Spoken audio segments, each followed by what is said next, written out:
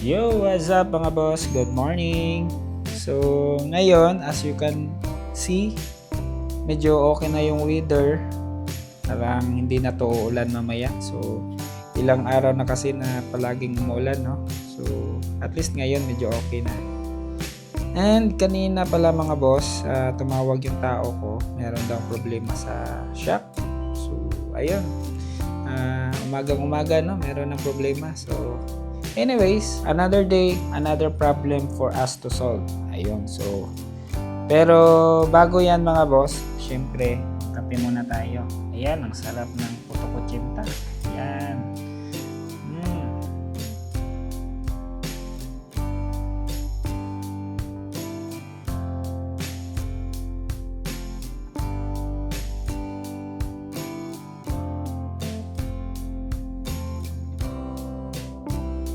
Okay, so dito mga boss, no, tinawagan ko lang yung isang tao ko. Nag-usap kami kung ano yung possible na solution sa problema namin. And then, ayun, for now, hindi pa naman siya fully na ganun kapulido yung solution. Pero at least meron tayong temporary solution, no, sa problema natin. So, sooner or later, makakukuha din natin yan. Makakahanap din tayo ng long-term na solution. Ayan. At ayan mga boss, pagkatapos niyan, syempre, pinuntahan ko muna yung team ko rin sa baba. So ayun, meeting lang kami saglit. Ayun, usap-usap kung ano yung mga bagay na pwede namin i-improve at kung saan kami mag-adjust. So, ayun, hopefully, makakuha tayo ng medyo okay na numbers sa sales department natin. Yung iba ngayon ay nasa field sila, so kami lang muna dito.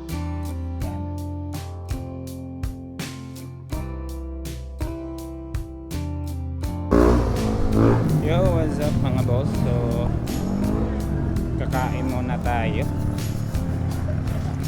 Okay.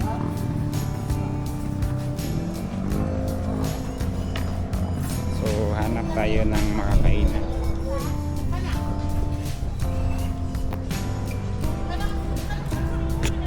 Ayun mga boss. So, yun nga. Yung problema nga pala namin kanina is tumawag yung tao ko dahil meron nga siyang gustong i-alter, i-modify sa system namin.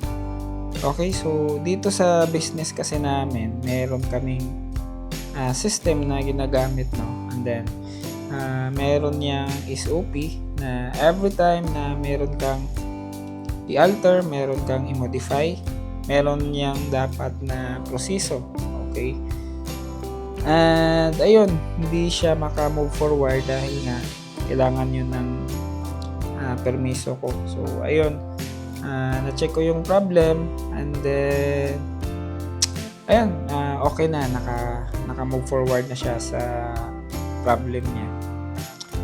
Okay, so moral story lang po dito sa problem natin ngayon mga boss, no, is kailangan talaga na yung negosyo natin ay dapat meron talaga siyang procedure, especially sa mga transactions na kailangang i-modify.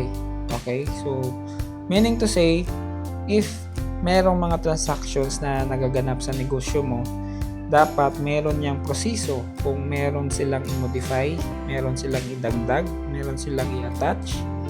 Okay? Bakit? Dahil nandyan ang corruption, nandyan ang problema kapag i-allow mo yung mga tao mo na kaya nilang i-modify lahat ng mga transaction sa negosyo mo.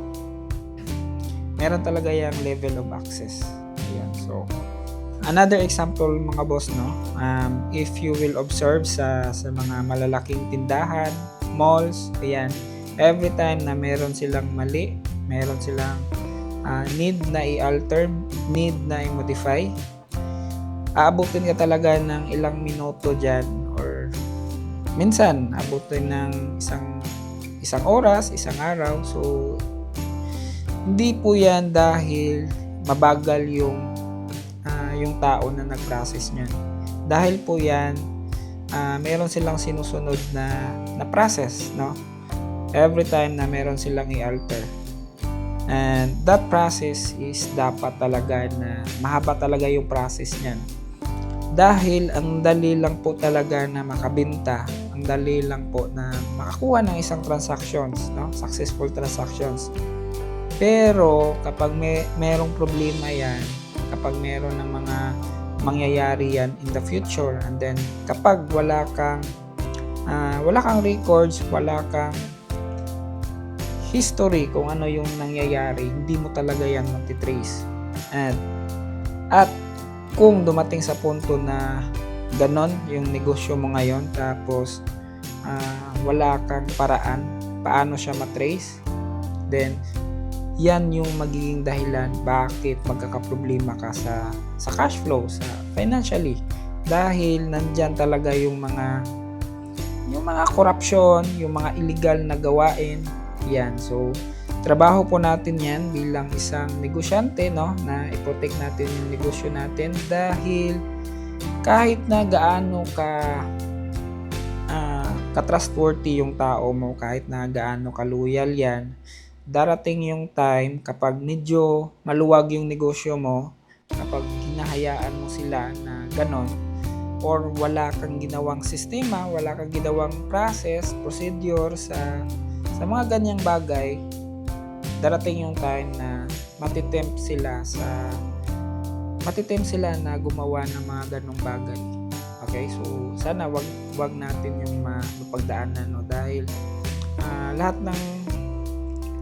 ng income ng business natin ay hard earned money. So di kasi yan mostly nakikita ng iba na doon pala tumatagas yung income natin, no. Kalimitan nandun sa mga kupit, ayan, mga korupsyon, meron talagang ganon sa isang kumpanya. So all you have to do, no, as a business person, dapat gawan mo talaga siya ng sistema, gawan mo ng procedure na dapat unahan mo na sila bago pa lang nila gawin. Dapat meron ka ng ginawang process dyan na hindi dapat nila ma-bypass. Okay, so ganon ka-importante po yan, dahil yan mismo ang magpuprotekta sa negosyo mo.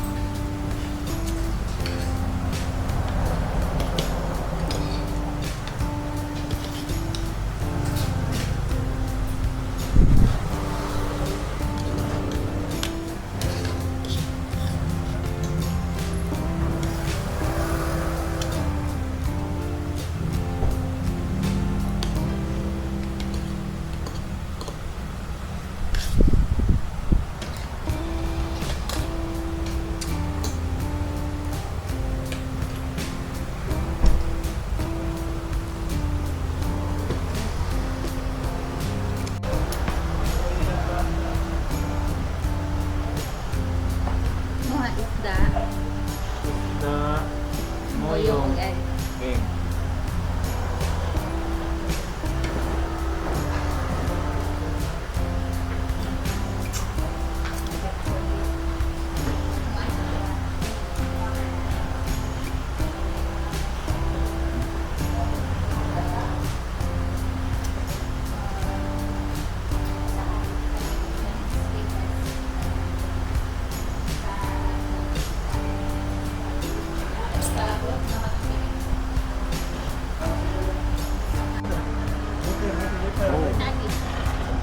Alita?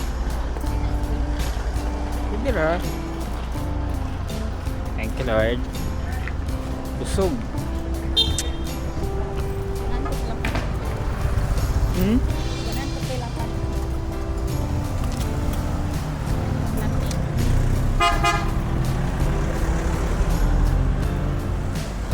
Bili tayo ng ice cream, guys. And pinipig. Meron bang pinipig? Wala. Ay, Wala? what is that? Ay, pinipigil. Where? Ay. Ano? Ipig mo na.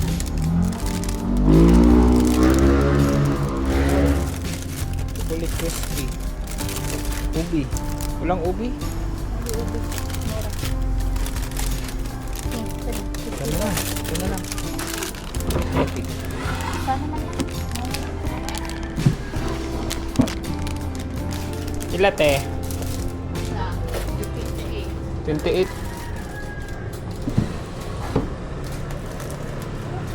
Sarap. Mo ah. Sana man lang na. Na may lain dito. 28 na. 28.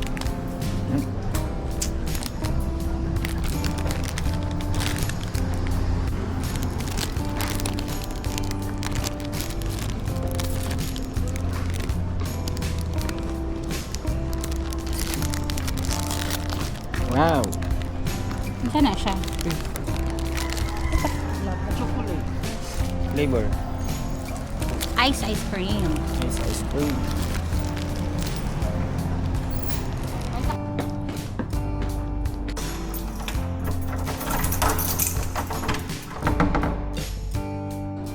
Ayun, so ayun na nga mga boss, no? So kakarating na namin.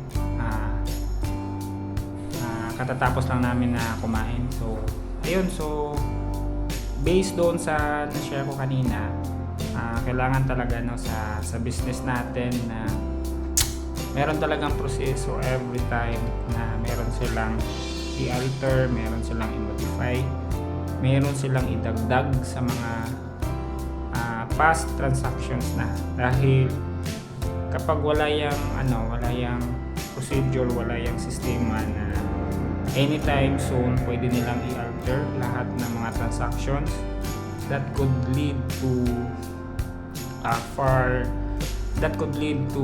bigger problem in the future. So kailangan nyo po yung i-figure out kung ano yung dapat na limitation lang dyan, or kung ano yung dapat mong gawin dyan. Okay, so ayun lang mga boss. And then invite ko pala kayo, meron tayong ginawang grupo, no? Work Smart Community. Ayun, pwede kayong mag-join doon, pwede tayong mag-usap doon sa loob. Ayun lang, so see you on my next vlog mga boss. Bye bye.